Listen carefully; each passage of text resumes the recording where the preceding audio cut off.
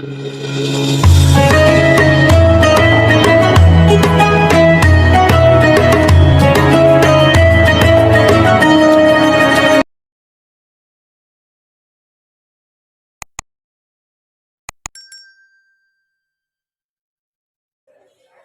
bisa juga kita mengambil contoh sejarahnya seorang ulama, mungkin kita sering mendengar namanya, yang bernama Syekh Farosdak. Ya? Pernah mendengar itu? Bagaimanakah? Syekh Farosdak ini adalah seorang ulama, seorang syekh, orang kaya. Orang kaya yang lahir di Kuwait. Dan tinggal di Basra. Karena dia memiliki karunia, memiliki materi, maka dia punya kebiasaan. Kebiasaan dia adalah setiap tahunnya melakukan umrah sekaligus ziarah ke makam Nabi. Setiap tahun Syekh Farosdak rutin. Setiap tahunnya dia umrah lalu menziarahi kuburan Nabi Muhammad sallallahu alaihi wasallam. Bagaimanakah beliau di sana? Ketika dia sampai ke kuburan Nabi, maka dia membacakan qasidahnya. Qasidah-qasidah, syair-syair yang memuji Nabi, yang mengagungkan Nabi karena sangat cinta kepada Muhammad sallallahu alaihi wasallam. Lalu bagaimana? Ketika beliau sedang di kuburan Nabi, sedang membacakan qasidah yang sangat mulia, tiba-tiba datanglah seorang yang kaya dari luar Madinah. Orang kaya, orang terhormat, orang besar menjumpai Syekh Farosdak.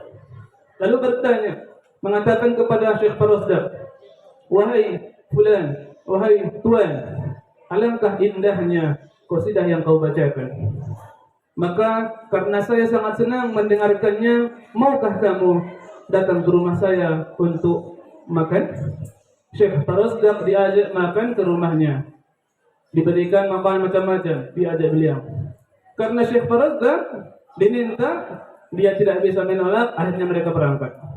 Dibawalah Syekh Farosdak keluar Madinah, jauh, oleh seorang kaya ini untuk memberikan jamuannya kepada Syekh Farosdak. Ternyata sampai ke rumahnya sudah jauh di luar Madinah, sampai ke rumahnya, masuk ke dalam, tiba-tiba di luar dugaan. Syekh Farosdak ditangkap oleh mereka, dipegangi, sambil beliau, orang tadi mengatakan, "Saya sangat benci kepadamu, sangat benci mendengarkan qasidahmu, maka sekarang saya potong lidahmu." Bukan dikasih makan, akan tetapi dipegangi sambil digunting lidahnya oleh orang tersebut karena sangat benci kepada Nabi. Akhirnya apa boleh buat? Lidah sudah putus, digunting oleh orang tadi yang mengajak Syekh Farosdak. Akhirnya, sekarang kamu tidak bisa lagi berqasidah. Sekarang kamu tidak bisa lagi bersyair-syair memuji Muhammad sallallahu alaihi wasallam. Maka sekarang ini lidahmu saya berikan, silahkan pulang ke kampungmu. Akhirnya Syekh Farosdak sangat kesakitan. Kesakitan dua macam. Satu, sakit karena lidah putus, digunting. Dua, sakit hatinya karena tidak bisa lagi berqasidah memuji-muji Nabi Muhammad sallallahu alaihi wasallam.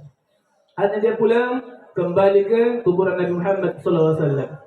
Kembali ke situ sambil menangis, mengadukan kesedihannya kepada Nabi Muhammad sallallahu alaihi wasallam. Lalu dia berqasidah dalam hatinya, ternyata tertidur. Tertidur di samping kuburan Nabi Muhammad. Ketika tidur, beliau bermimpi jumpa dengan Nabi Muhammad sallallahu alaihi wasallam. Ketika mimpi berjumpa dengan Nabi, dalam mimpinya Nabi bertanya kepada Syekh Farosdak, "Ada apa denganmu, wahai Farosdak?" Akhirnya Syekh Farosdak menyampaikan kesedihannya bahwa dia lidahnya sudah terputus karena digunting oleh orang yang benci kepada Nabi. Akhirnya dalam mimpinya secara singkat Nabi mengambil, "Mana lidahmu?" Nabi minta lidahnya kepada Syekh Farosdak. Akhirnya dalam mimpinya Syekh Farosdak berikan, Nabi sambungkan kembali lidahnya dalam mimpi Syekh Farosdak. Akhirnya secara tiba-tiba terbangun Syekh Farosdak, lidahnya sudah kembali seperti biasa. Siapa itu? Syekh Farosdak, orang yang cinta Nabi, yang berqasidah memuji Nabi.